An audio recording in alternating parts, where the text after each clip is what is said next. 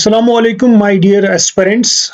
आज हम यहाँ पर एमसीक्यू एनालिसिस करने जा रहे हैं। फिजियोलॉजी का जो सेकंड टेस्ट आपका हो चुका है, उसी का हम एनालिसिस कर लेंगे। जो कि पहला टेस्ट पहले हुआ था एनाटॉमी का, उसका हमने किया है। अब जो है फिजियोलॉजी का जो नेक्स्ट टेस्ट आपका हुआ, उसी की हम यहाँ पर एनालिसिस अब कर लेंगे। ठीक है जी, ये आपका अपने स्क्रीन पे देख रहे होंगे अपने टेस्ट सीरीज का स्केड्यूल। अभी जो नेक्स्ट होने वाला है that will be nursing procedure and techniques, फिर मिडवाइफरी एंड मैटरनिटी। ऐसे सारे टेस्ट आपके हो जाएंगे as per the JKSSB syllabus. और अगर आपको ये सारी टेस्ट सीरीज चाहिए या बुक की जरूरत हो या पूरा आपको जो कोर्स चाहिए, तो आप विजिट करके ये एक्सेस कर सकते हैं। ठीक है, या फिर आपको पूरा जो जेकेएसएसबी एफएमपीएसडब्ल्यू एमएमपीएसडब्ल्यू का कंप्लीट कोर्स जो है वो चाहिए, तो आप वो भी पा सकते हैं। अपना विजिट करके वो सब आपको एक्सेस हो सकता है। तो जो जेकेसीएस है बाकी सारे एग्जाम्स की भी प्रिपरेशन कराता है, अपने बाकी एस्पिरेंट्स के साथ भी इसको शेयर करिएगा। अब बढ़ेंगे हम अपने फिजियोलॉजी का जो नेक्स्ट क्वेश्चन है, पहला क्वेश्चन आज की। और उससे पहले बेटा ये मैं बता दूं कि जेकेएसएसबी की जो लेवल है वो अब बूस्ट हो चुकी है। हमें भी अब चाहिए अपनी लेवल को थोड़ा सा बूस्ट करना, क्योंकि आप जो पेपर का पैटर्न आप देख रहे होंगे वो जेकेएसएसबी, क्योंकि वही आपका एग्जाम पैटर्न कंडक्ट करने जा रहा है, तो वो थोड़ा अपनी लेवल को अब बूस्ट किया है। अब हमें थोड़ी सी आउट ऑफ द बॉक्स चीजें भी यहाँ पर देखनी है। उसके लिए आपको क्या करना है, आप अपने साथ एक नोटबुक रखिएगा। जो भी एक्सप्लेनेशन यहाँ से जो पॉइंट्स आपको मिल रहे हैं, वो पॉइंट्स वहां पर नोट करके उनको रिवाइज कर लीजिएगा, और वहां से आपको क्वेश्चन जरूर मिलेगा इंशाल्लाह। और अब हम पहले क्वेश्चन पे आ जाते हैं। The main function of cell membrane is to, पहला ही क्वेश्चन सेल पे है। बेसिक से हम स्टार्ट करेंगे। ये जो लेवल 1 होती है ये क्वेश्चंस की, जो हम क्वेश्चन आपको दे रहे हैं ये बेसिक क्वेश्चंस होते हैं आपके लिए। अब पहला क्वेश्चन क्या बोल रहा है, सेल से क्वेश्चन है, that is the main function of cell membrane. Cell membrane का बेसिक फंक्शन क्या है? क्या ये एनर्जी प्रोड्यूस करता है? नहीं। एनर्जी प्रोड्यूस करना किसका काम है? माइटोकॉन्ड्रिया का काम है। क्या ये स्टोर कर रहा है जेनेटिक मटेरियल? नहीं। वो किसका काम है? न्यूक्लियस का काम है।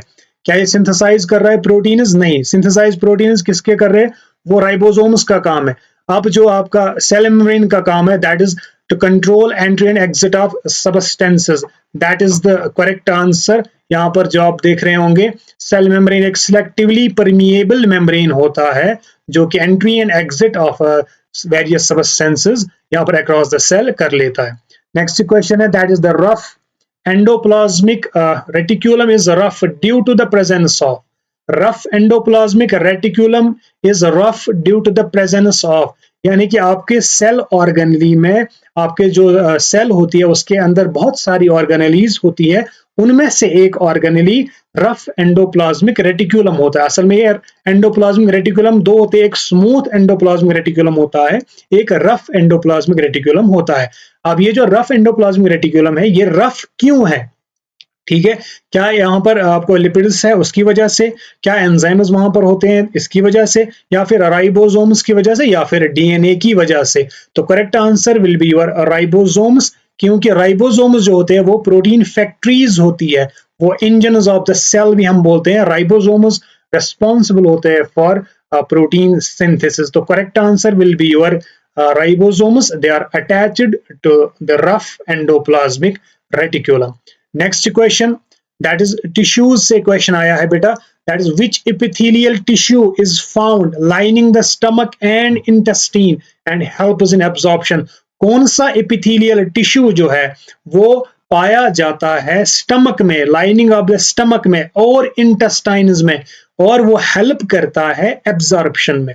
ये आपको याद रखना है। यहाँ पर बहुत सारे अलग अलग अगर आप देखोगे ऑप्शंस में, सिंपल स्क्वैमस एपिथेलियम है, स्ट्रैटिफाइड स्क्वैमस एपिथेलियम है, सिंपल कोलमनार एपिथेलियम है, या फिर ट्रांजिशनल एपिथेलियम है। तो सही आंसर कौन सा जाएगा? अगर हम यहाँ पर देखेंगे, सिंपल स्क्वैमस एपिथेलियम जो होता है ये प्रेजेंट कहाँ पर होता है? ये आयर सैक्स ऑफ द लंग्स, जो आपके लंग्स होते हैं वहां पर जो आयर सैक्स होते हैं उनमें प्रेजेंट होता है। जो ब्लड वेसल्स होती है उनकी लाइनिंग में प्रेजेंट होता है। ठीक है जी। और स्ट्रैटिफाइड स्क्वैमस एपिथेलियम जो है ये प्रेजेंट कहां पर होता है? दो तरह का होता है आपके पास, नॉन कैरेटनाइज्ड और कैरेटनाइज्ड। नॉन कैरेटनाइज्ड में जो कहां प्रेजेंट होता है? कंजक्टिवा, जो आई में कंजक्टिवा होता है, फेरेंक्स में प्रेजेंट होता है, ईसोफेगस में प्रेजेंट होता है। और कैरेटनाइज्ड जो रहता है that is present in skin, hair and nails. और बेटा सिंपल कोलमनार एपिथेलियम जो है, सिंपल कोलमनार एपिथेलियम प्रेजेंट किधर, स्टमक में, स्टमक और इंटेस्टाइन्स में। ये बेटा आपको याद रखना है। तो सही आंसर जो जाएगा इस क्वेश्चन का, क्योंकि आपसे पूछा गया था स्टमक और इंटेस्टाइन के बारे में, कौन सा टिश्यू वहां पर लाइन करता है, that is the simple columnar epithelium. Transitional epithelium पे बेटा क्वेश्चन पूछते हैं, ट्रांजिशनल एपिथेलियम कहां पर प्रेजेंट होता है, that is present in the lining of the urinary bladder. तो यूरिनरी ब्लैडर के बारे में आपको ये याद रखना है। यूरिनरी ब्लैडर जो है, यूरिनरी ब्लैडर में कौन से टाइप का टिश्यू रहता है present, that is transitional epithelium. यहां पर क्वेश्चन का सही आंसर जाएगा answer number C, that is the simple columnar. अब हम बढ़ेंगे क्वेश्चन नंबर 4 की ओर। क्वेश्चन नंबर 4 क्या बोलता है, blood is classified as a connective tissue mainly because it, blood जो है इसको हम क्लासिफाई करते हैं किस में, कनेक्टिव टिश्यू में। क्यों करते हैं, क्योंकि ये प्रोड्यूस हार्मोन करता है, क्या ये ट्रांसपोर्ट करता है materials with in the body, क्या ये कॉन्ट्रैक्ट करता है टू प्रोड्यूस मोमेंट, क्या ये प्रोटेक्ट करता है बॉडी सरफेसेस। आप अगर बेटा जानते होंगे ब्लड एक कनेक्टिव टिश्यू है और ब्लड का काम जो बॉडी में होता है वो ट्रांसपोर्ट करना होता है materials with in the body. जो बेटा कनेक्टिव टिश्यू होता है, ये connective tissue most abundant, body में जो बहुत सारे टाइप्स ऑफ टिश्यूज है उनमें मोस्ट अबंडेंट जो टिश्यू होता है दैट इज कनेक्टिव टिश्यू। तीन तरीके के, तीन टाइप्स के होते हैं, एक fibrous connective tissue, skeletal connective tissue और फ्लूइड कनेक्टिव टिश्यू।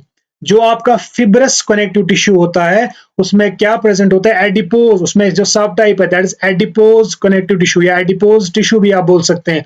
और बेटा एडिपोज टिश्यू के बारे में एक पॉइंट याद रखना, ये व्हाइट भी होता है और ब्राउन भी। ब्राउन न्यू बॉर्न में प्रेजेंट होता है और व्हाइट जो है वो प्रेजेंट रहता है अडल्ट्स में। फिब्रस में और दो कौन से होते हैं, लिगामेंट और टेंडन, लिगामेंट और टेंडन। बेटा स्केलेटल की बात करेंगे, स्केलेटल में बोन और कार्टिलेज। बेटा ये आपको याद रखना है, बोन और कार्टिलेज स्केलेटल में। जो आपका फ्लूइड है, फ्लूइड में आपका ब्लड आता है, प्लाज्मा आता है और लिम्फ आता है, ये आपको बेटा याद रखना पड़ेगा।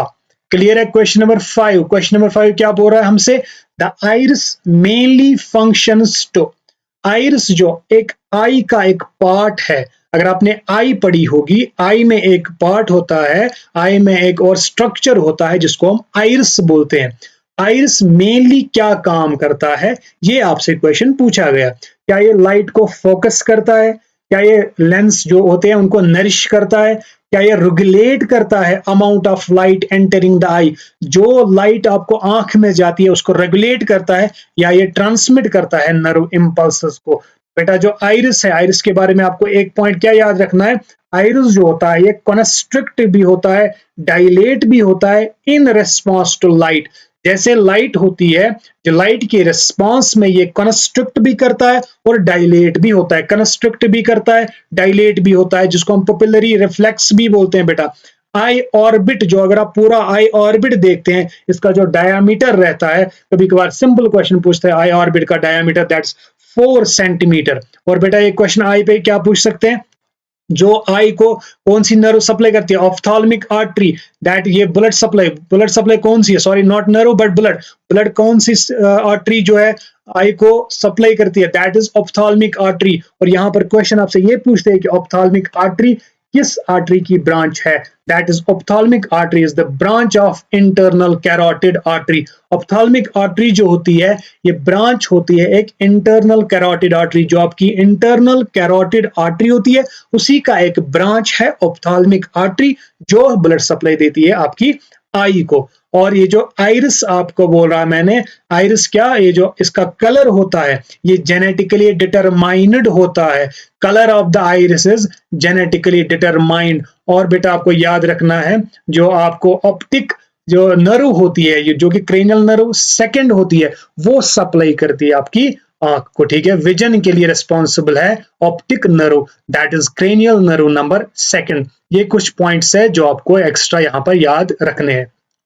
नेक्स्ट क्वेश्चन बेटा आप यहाँ पे देखोगे, that is the normal life span of RBC helps in maintaining blood balance because not between, because it's about the normal lifespan of RBC. RBC का नॉर्मल लाइफ स्पैन पूछा गया है, बहुत बेसिक क्वेश्चन है। कितना होता है सबको पता होता है, सारे स्टूडेंट्स को ये पता है कि आरबीसी का जो लाइफ स्पैन है दैट्स 120 डेज। 120 डेज यहां पर आपको देखने को मिलेगा। अब ब्लड के बारे में इंपॉर्टेंट पॉइंट्स क्या है, पीएच ब्लड का कितना होता है, नॉर्मल पीएच ब्लड का 7.35 टू 7.45, एक ये पॉइंट आप लिख के रख लो बेटा। दूसरा क्या है, ब्लड वॉल्यूम, टोटल हमारे में कितना ब्लड वॉल्यूम होता है, दैट्स 5 टू 6 लीटर्स मेल्स में प्रेजेंट होता है, 4.5 टू 5.5 लीटर्स फीमेल्स में प्रेजेंट होता है। ये दूसरा पॉइंट आप लिख के रख लो। All blood cells are formed in bone marrow, बेटा ये आपको याद रखना है, सारे जो भी ब्लड सेल्स है, चाहे आरबीसीज है, डब्ल्यूबीसीज है, ये जो सारी सेल्स ये बनती कहां पर है, ये बोन मैरो में आपको बनती है। बेटा अगर आपने पता होगा, आपको ये देखा होगा, टेस्ट वगैरह आपने देखे होंगे, तो उसमें से हीमोग्लोबिन आपको मिलता है, ब्लड में हीमोग्लोबिन होता है। अब आपसे क्वेश्चन पूछते हैं, सिंपल क्वेश्चन, नॉर्मल वैल्यू कितनी होती है हीमोग्लोबिन की, दैट इज 13 टू 18 ग्राम पर डीएल।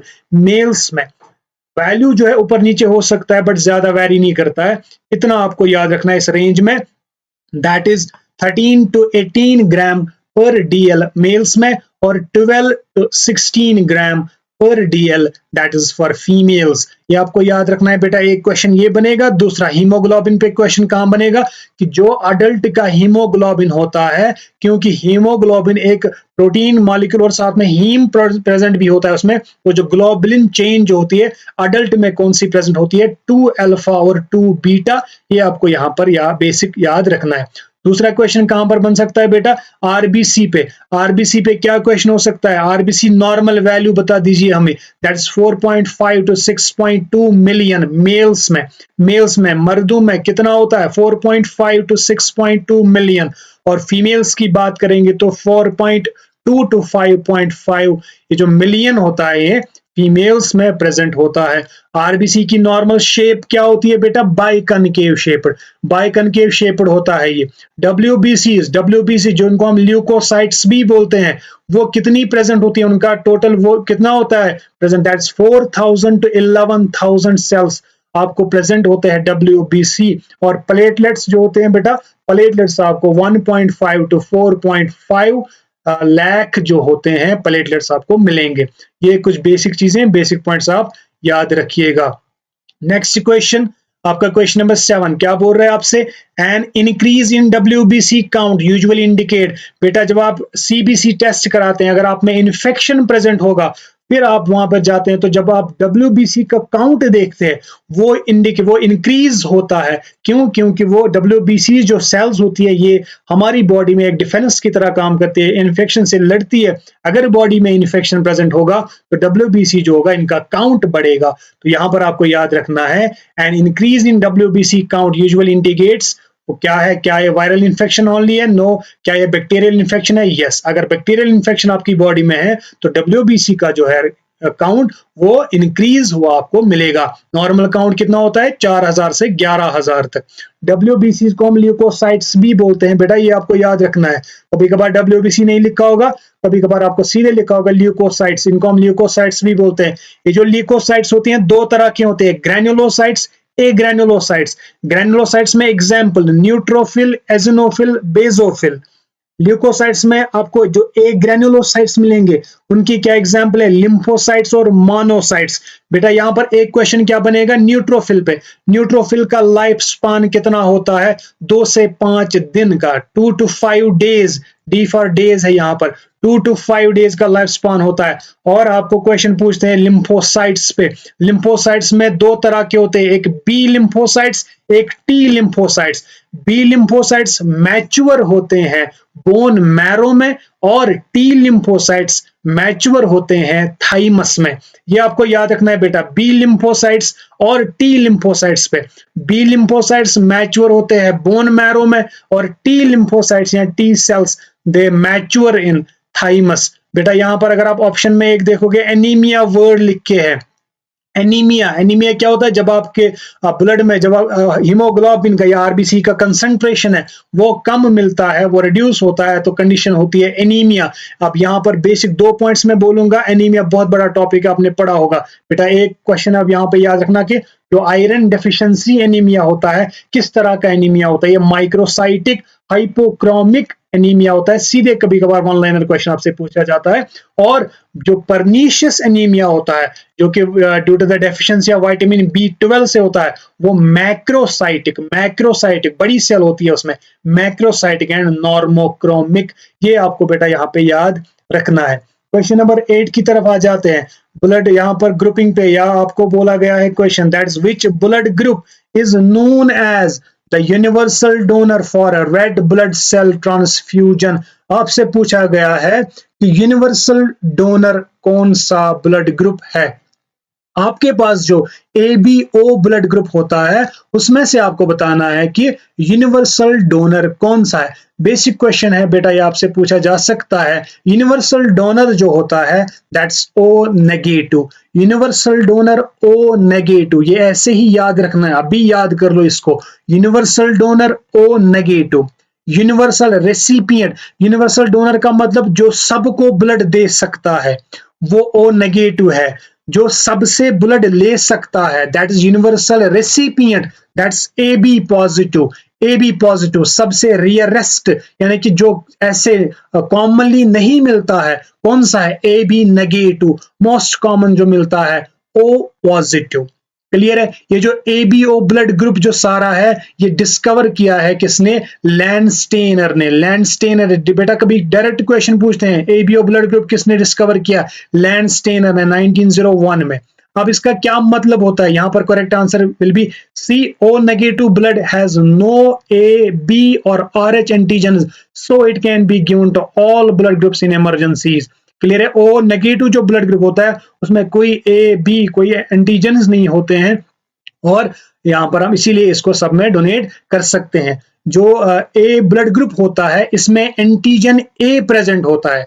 जो आपका A ब्लड ग्रुप होता है इसमें एंटीजन A प्रेजेंट होता है, लेकिन एंटीबॉडी एंटी B प्रेजेंट होती है। और जो B ग्रुप होता है उसमें एंटीजन तो B प्रेजेंट है, लेकिन एंटीबॉडी एंटी A प्रेजेंट होती है। और जो AB होता है ब्लड ग्रुप, उसमें जो एंटीजन होता है, दोनों AB और BB ये दोनों प्रेजेंट होते हैं, लेकिन इसमें एंटीबॉडी नहीं होती है। और जो आपका O ग्रुप होता है इसमें एंटीजन नहीं होते हैं, लेकिन दोनों एंटीबॉडीज प्रेजेंट होती है। ये आपको बेटा यहाँ पे याद रखना है। क्लियर है? नेक्स्ट क्वेश्चन, क्वेश्चन नंबर 9 आपसे पूछा गया है। Cardiac output is defined as the amount of blood pumped by the heart in. Cardiac output आपसे बोला गया है कि कार्डियक आउटपुट जो है ये क्या होता है। ये आपसे पूछा गया कि amount of blood pumped by heart. Heart जो है ये ब्लड को पंप करता है, इसका काम है ब्लड को पंप करना। आपको पूछा गया है कि कार्डियक आउटपुट क्या मतलब है, कि ये जो हार्ट ब्लड को पंप कर रहा है ये कितने टाइम में हम पंप कर रहा है, ताकि हम इसको बोलेंगे कार्डियक आउटपुट। क्या ये 1 कार्डियक साइकिल है? क्या ये 1 मिनट है? क्या ये 1 आवर है? क्या ये 1 सेकंड है? तो कार्डियक आउटपुट की अगर आप फॉर्मूला देखेंगे, कार्डियक आउटपुट की अगर आप फॉर्मूला देखेंगे that is heart rate multiply by stroke volume. Heart rate multiply by stroke volume. Stroke volume का क्या मतलब होता है बेटा? स्ट्रोक वॉल्यूम का मतलब होता है कितना ब्लड हार्ट पंप करेगा ईच कॉन्ट्रैक्शन में। एक कॉन्ट्रैक्शन के टाइम पे आपका हार्ट कितना ब्लड पंप करता है, दैट इज स्ट्रोक वॉल्यूम।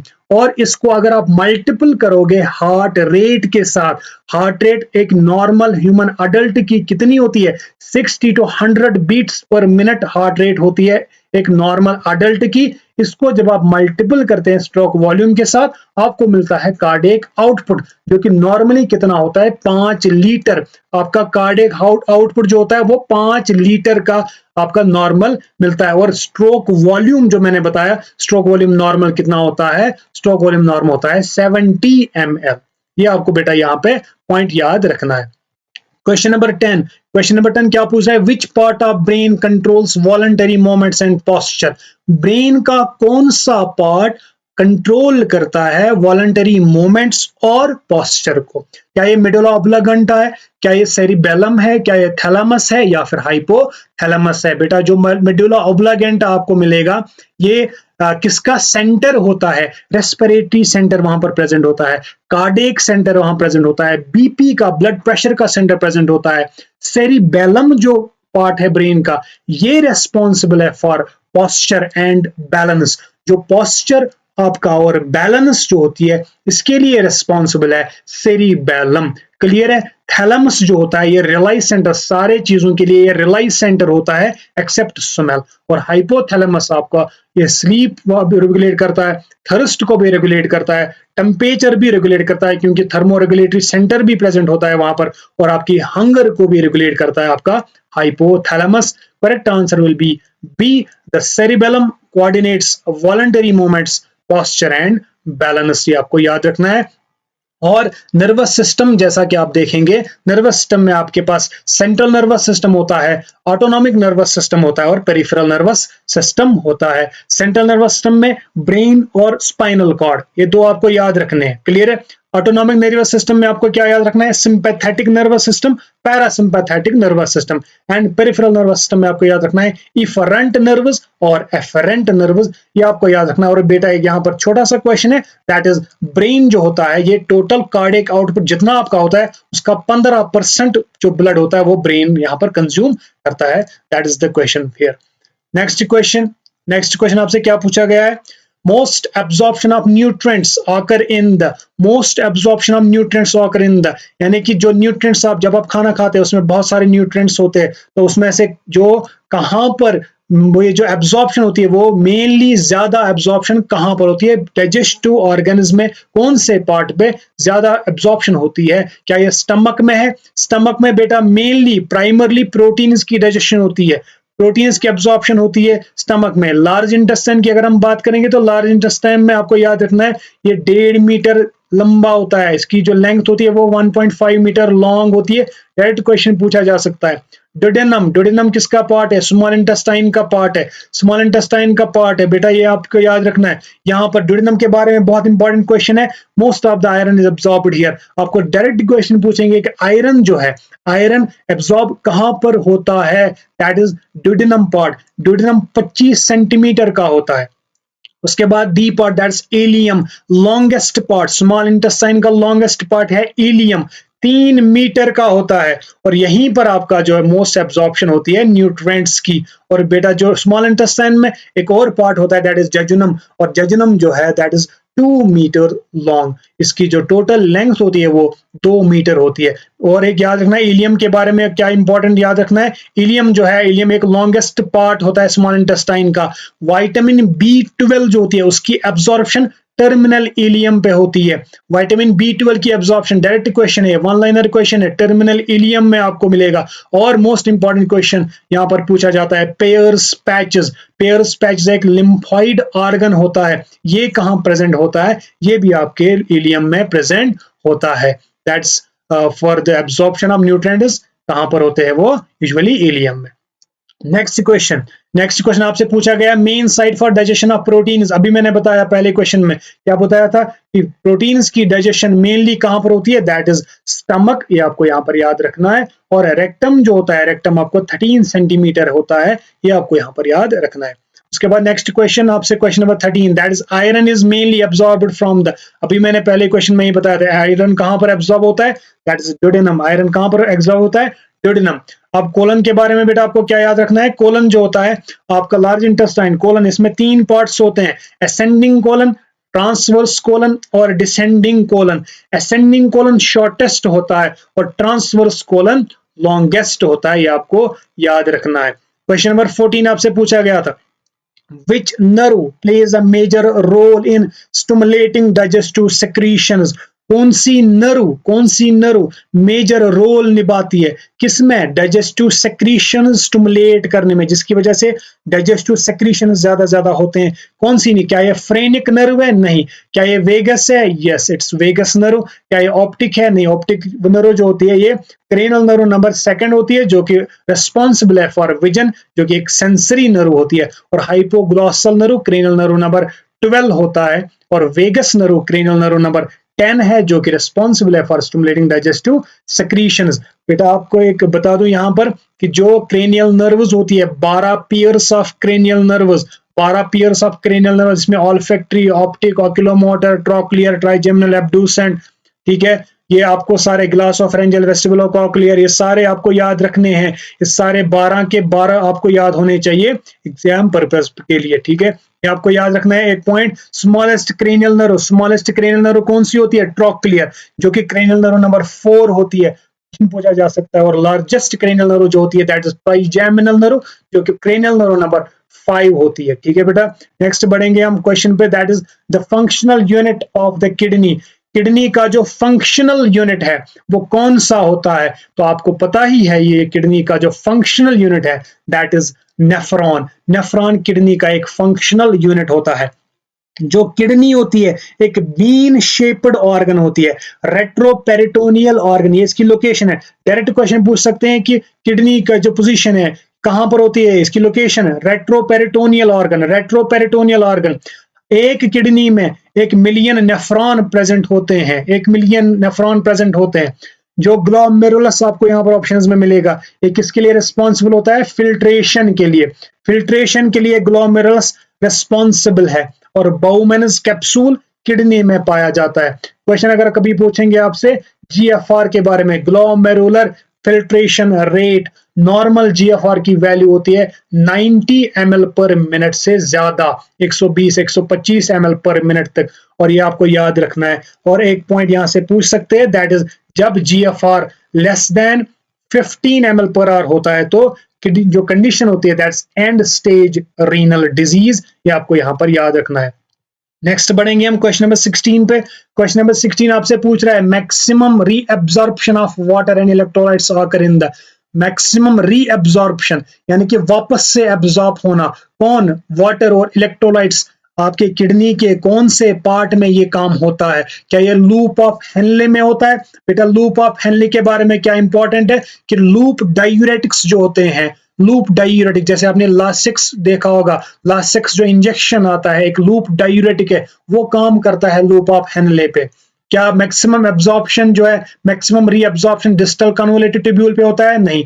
क्या ये प्रॉक्सिमल कन्वोलेटेड ट्यूब्यूल पे होता है? यस। पीसीटी, पीसीटी पे जो है मैक्सिमम रीअब्जॉर्प्शन होती है वाटर और इलेक्ट्रोलाइट्स की, ये आपको याद रखना है। ग्लूकोज और प्रोटीन जो है 100% रीअब्जॉर्ब होते हैं पीसीटी में।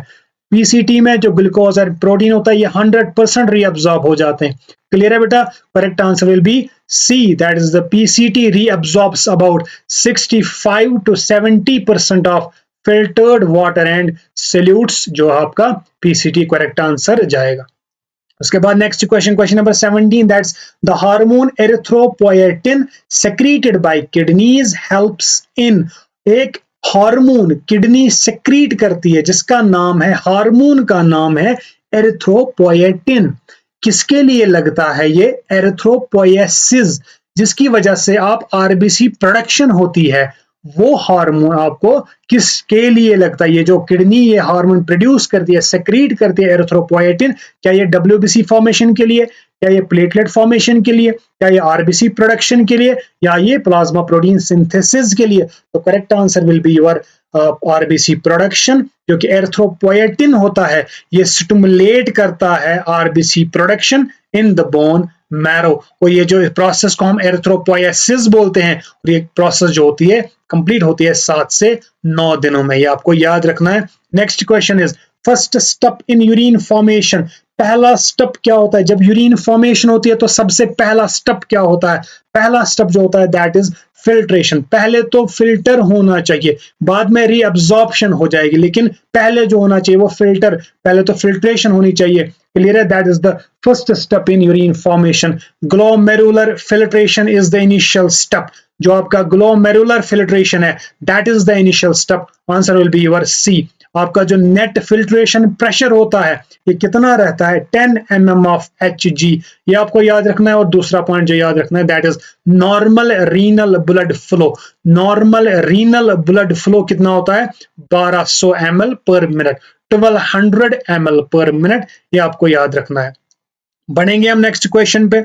that is growth hormone deficiency in children results in growth hormone deficiency, growth hormone की कमी अगर होगी बच्चों में, उसकी वजह से कौन सी कंडीशन हो सकती है? क्या ये गिगेंटिज्म हो सकता है, क्या ये एक्रोमेगैली होगा, क्या ये ड्वार्फिज्म होगा, क्या ये क्रेटिनिज्म होगा? जो आपको याद रखना है, गिगेंटिज्म ये एक्सेसिव सेक्रीशन से होता है। अगर ग्रोथ हार्मोन की एक्सेसिव सेक्रीशन हो जाएगी, वहां पर होगा जो बच्चों में, यूजुअली अगर बच्चों की बात करेंगे हम, तो बच्चों में अगर ग्रोथ हार्मोन की एक्सेसिव सिक्रीशन हो जाएगी तो उसकी वजह से गिगेंटिज्म मिलेगा। क्लियर है? और अगर यही एक्सेसिव सिक्रीशन ग्रोथ हार्मोन की होगी बड़ों में, अडल्ट्स में, तो कंडीशन होगी एक्रोमेगैली। 2 पॉइंट्स है, 2 पे क्वेश्चन बन सकता है। लेकिन अगर डेफिशिएंसी हो जाएगी ग्रोथ हार्मोन की तो फिर ड्वार्फिज्म होगा, क्योंकि ग्रोथ हार्मोन अगर आपको कम मिलेगा तो ड्वार्फिज्म हो सकता है। और क्रेटिनिज्म क्या क्या मतलब है? क्रेटिनिज्म का मतलब होता है हाइपोथायरॉयडिज्म।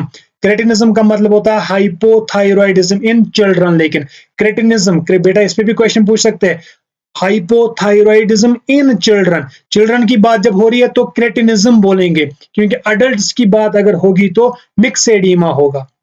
क्लियर है?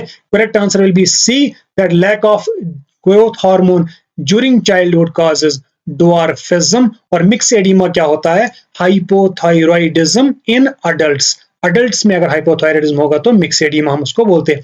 Next question, that's question number 20। Thyroxine mainly regulates, thyroxine जो हार्मोन होता है T4 जिसको हम बोलते हैं, T4 हार्मोन जिसको प्रोड्यूस करते हैं थायराइड ग्लैंड, ये मेनली रेगुलेट करता है, क्या काम करता है? Blood sugar level, calcium balance, basal metabolic rate या फिर वाटर बैलेंस। जैसे आपको पता होगा थायराइड हार्मोन जो होता है, थायरॉक्सिन जो होता है, ये T4 की बात करेंगे, ये कंट्रोल करता है मेटाबॉलिज्म और एनर्जी प्रोडक्शन। तो answer will be your correct answer, that is C, thyroxine controls metabolism and energy production. ये आपको याद रखना है। क्वेश्चन नंबर 21 यहां पर आपको बोला है, insulin lovers blood glucose level by. Insulin जो होता है, हार्मोन जो इंसुलिन रहता है, वो ब्लड ग्लूकोज लेवल को कम करता है। कैसे कम करता है? क्या ये ग्लाइकोजन को ब्रेक करके करता है? क्या ये इंक्रीज करता है ग्लूकोज एक्सक्रीशन, या फिर प्रमोट करता है glucose uptake by the cells, या फिर increasing fat background break down, sorry, increasing fat break down, या इसकी वजह से ग्लूकोज कम होता है इंसुलिन में? अगर आप इंसुलिन देखेंगे, इंसुलिन सिक्रीट कौन करता है? पेनक्रियाज में जो सेल्स होते हैं, आइलेट्स ऑफ लैंगरहांस में जो बीटा सेल्स हैं, वो प्रोड्यूस करते हैं इंसुलिन, और इंसुलिन फिर जाता है ब्लड में और ग्लूकोज को लेके चलता है सेल्स में, और जिसकी वजह से ब्लड में ग्लूकोज लेवल कम हो जाता है। तो correct answer will be promoting glucose uptake by cells. जो इंसुलिन होता है, इंसुलिन हेल्प करता है सेल्स को टू एब्जॉर्ब ग्लूकोज, और जैसे कि बीटा सेल्स प्रोड्यूस करते हैं इंसुलिन, वैसे ही पेनक्रियाज के अल्फा सेल्स जो होते हैं वो ग्लूकागॉन भी प्रोड्यूस करते हैं, और डेल्टा सेल्स जो होते हैं ये सोमैटोस्टेटिन प्रोड्यूस करते हैं। यहां पर आपको क्वेश्चन उठ सकता है। नेक्स्ट जो question number 22, that's maturation of the reproductive system mainly begin side. Reproductive system mainly mature कब होता है? बर्थ के टाइम पे तो होता नहीं है, चाइल्डहुड में नहीं होता है, लेकिन प्यूबरिटी में तो होता है। रिप्रोडक्टिव सिस्टम जो है ये मैच्योर कब होता है? प्यूबरिटी के टाइम पे। और WHO के अकॉर्डिंगली जो प्यूबरिटी की एज होती है, दैट्स 10 to 19 ईयर्स, ये आपको याद रखना है। मेल्स में अगर प्यूबरिटी देखेंगे तो 9 to 14 ईयर्स पे, और फीमेल्स में देखेंगे तो 8 to 13 ईयर्स पे। Correct answer will be C, reproductive organs mature and become functional during puberty. और अगर यहाँ पर 8 साल से कम होगा या 9 साल से कम होगा तो हम उसको प्रिकॉक्शियस प्यूबरिटी भी बोलते हैं। लेकिन अगर 13 साल से या 14 साल से ज्यादा होगा हम उसको बोलते हैं डिलेड प्यूबरिटी। ये आपको याद रखना है। Question number 23, correct sequence of puberty events in females. Females में आपको पूछना है कि जब प्यूबरिटी होती है उसकी एक क्या करेक्ट सीक्वेंस रहता है, पहले आपको क्या दिखता है, फिर क्या दिखता है, फिर क्या दिखता है, और फिर क्या दिखता है। ये आपको फीमेल्स की बात हो रही है। क्या menarche, breast development, growth spurt, breast development, pubic hair, menarche, pubic hair, menarche, breast development, growth spurt, menarche और breast development। Answer will be your जो कि बी आंसर है, ब्रेस्ट डेवलपमेंट सबसे पहले होता है जिसको हम थैलार्क बोलते हैं, फिर प्यूबार्क होता है। क्लियर है? ये आपको याद रखना है। नॉर्मल सीक्वेंस जो रहती है दैट इज थैलार्क, प्यूबार्क, फिर एडेनार्क और फिर मेनार्क। ये होता है। मेनार्क का क्या मतलब है? मेनार्क का मतलब होता है मेंसेस का ऑनसेट होना। मेंसेस का फर्स्ट टाइम जब मेंस्ट्रुएशन होती है एक गर्ल में, एक फीमेल में, जिसको हम मेनार्क बोलते हैं, वो ऑनसेट ऑफ मेंसेस को हम मेनार्क बोलते हैं, जो कि एज में 12 से 13 साल में यूजुअली होता है। और मेल्स में अगर आपको प्यूबरिटी की सीक्वेंस पूछें तो सबसे पहले गोनाडार्क, उसमें टेस्टिकुलर डेवलपमेंट हो जाती है पहले, फिर एडेनार्क और फिर ग्रोथ स्प्रेड और लास्ट में स्पर्म आर्क आपको मिल सकता है। क्वेश्चन नंबर 24 आपसे क्या पूछ रहा है? Which need should be attended first while organizing patient care. बेटा ये क्वेश्चन जो है आपके जेके एसएसबी पे जो सिलेबस है उसमें आपको फिजियोलॉजी में लास्ट में जो सिलेबस दिया गया है वो प्रायोरिटी बेस्ड चीजें हैं, उन पे हमने ये जो एमसीक्यू बनाया है। Which need should be attended first while organizing patient care. जब आप पेशेंट केयर ऑर्गेनाइज करते हैं, कौन सी नीड है जो आप पहले एसेस करोगे? अगर आपने मॉस्लो की हायरार्की पढ़ी होगी जिसमें सबसे पहले फिजियोलॉजिकल नीड्स होती है, क्योंकि पहले आपको चेक करनी पड़ती है जो आपका पेशेंट होता है उसकी फिजियोलॉजिकल कंडीशन, फिजियोलॉजिकल नीड्स जो उसकी होती है वो हमने पहले एसेस करनी पड़ती है। और जिसमें अगर आप देखोगे बाथिंग नहीं आएगा, फीडिंग नहीं आएगा, एयरवे एंड ब्रीदिंग प्रायोरिटी पे जाएगा, क्योंकि एयरवे, अगर एयरवे सलामत है, अगर सांस है तो फिर आस है। ठीक है, बाकी चीजें हम बाद में देख सकते हैं, लेकिन पहले हमने प्रायोरिटी देनी है एयरवे और ब्रीदिंग पे। हमेशा प्रायोरिटी पे जब भी क्वेश्चन बनेगा एयरवे और ब्रीदिंग पे आप हमेशा आंसर कर लोगे। क्लियर है? क्योंकि ये लाइफ सेविंग नीड्स होती है, एयरवे, ब्रीदिंग, ये आपको हाईएस्ट प्रायोरिटी पे रखने हैं। क्लियर है? Next question number 25 that's organizing care according to needs mainly follows which principle. बोल रहा है कि जब आप केयर ऑर्गेनाइज करते हैं एज पर द नीड्स तो वो कौन से प्रिंसिपल को फॉलो करता है? क्या ये रूटीन केयर है, क्या ये टास्क ओरिएंटेड है, क्या ये प्रायोरिटी बेस्ड है, या ये फिजिशियन बेस्ड है? जैसे मैंने आपको बताया था कि जब आप किसी पेशेंट का केयर करते हैं तो आपको प्रायोरिटी सेट करनी पड़ती है। तो ये जो केयर हम करते हैं ऑर्गेनाइज, ये प्रायोरिटी बेस्ड होना चाहिए। It should be priority based, जो कि केयर होता है in organized on priority of the patient needs. Priority जो पेशेंट को सबसे पहले इंपॉर्टेंट होगी उसको आपने पहली प्रायोरिटी देनी है। क्वेश्चन नंबर 26 पे आते हैं हम। क्वेश्चन नंबर 26 आपसे पूछ रहा है कि the main function of smooth muscle in blood vessel is to. जो स्मूथ मसल्स का फंक्शन है ब्लड वेसल्स में भी स्मूथ मसल, क्योंकि ब्लड वेसल्स बने होते हैं स्मूथ मसल्स की, वो उनमें क्या फंक्शन, क्या काम करते हैं? क्या ये ब्लड को पंप करते हैं, क्या ये ब्लड फ्लो को कंट्रोल करते हैं, क्या ये हार्मोन्स को प्रोड्यूस करते हैं, या फिर ऑक्सीजन को कैरी करते हैं? जैसा कि आप जानते हैं ब्लड वेसल्स जो होती हैं स्मूथ मसल्स में वो क्या करते हैं? ब्लड फ्लो को कंट्रोल करते हैं। Correct answer will be your B, that smooth muscles controls vaso construction and vaso dilation. Vessels को कंस्ट्रक्ट कराते हैं, वेसल्स को डायलेट कराते हैं, that is vaso construction and vaso dilation. किसका काम है ये? ब्लड वेसल्स का। उसमें भी किनका काम है? ये स्मूथ मसल्स का। क्लियर है? Question number 27। क्वेश्चन नंबर 27 क्या पूछ रहा है? नर्सिंग रिकॉर्ड्स और रिपोर्ट्स पे क्वेश्चन बना है। Nursing records are primarily used to. Nursing records जो हैं इनको हम क्यों करते हैं यूज? क्या जरूरत पड़ती है रिकॉर्ड्स की? As per the JKSSB syllabus ये क्वेश्चन है, वहां पर लिखा है रिकॉर्ड्स और रिपोर्ट्स में क्वेश्चन, तो ये क्वेश्चन रिकॉर्ड्स पे है। That is nursing records are primarily used to. क्यों होता है ये? आपका रिकॉर्ड्स जब आप रखते हैं नर्सिंग का, इसका क्या पर्पस रहता है? क्या ये पेपर वर्क इंक्रीज करता है? क्या ये एविडेंस ऑफ केयर गिवन होता है? क्या ये रिप्लेस करते हैं वर्बल कम्युनिकेशन को, या फिर रिड्यूस करता है नर्सिंग वर्कलोड को? तो जो आप जानते हैं जब रिकॉर्ड्स की बात आती है तो आपके पास एक एविडेंस रहता है, जो काम आपने किया है, जो केयर आपने दिया है, उसका आपके पास एक सबूत रहना चाहिए, एक एविडेंस रहना चाहिए। उसके लिए आपको रिकॉर्ड नर्सिंग जरूरी होना चाहिए। रिकॉर्ड्स जो होते हैं ये रिटन एविडेंस होते हैं नर्सिंग केयर के। क्लियर है? क्लियर है जी? आई होप आपको ये समझ आ रहा होगा। Next question, that's question number 28। An incident report. अब रिपोर्ट पे क्वेश्चन है, that's an incident report is prepared when.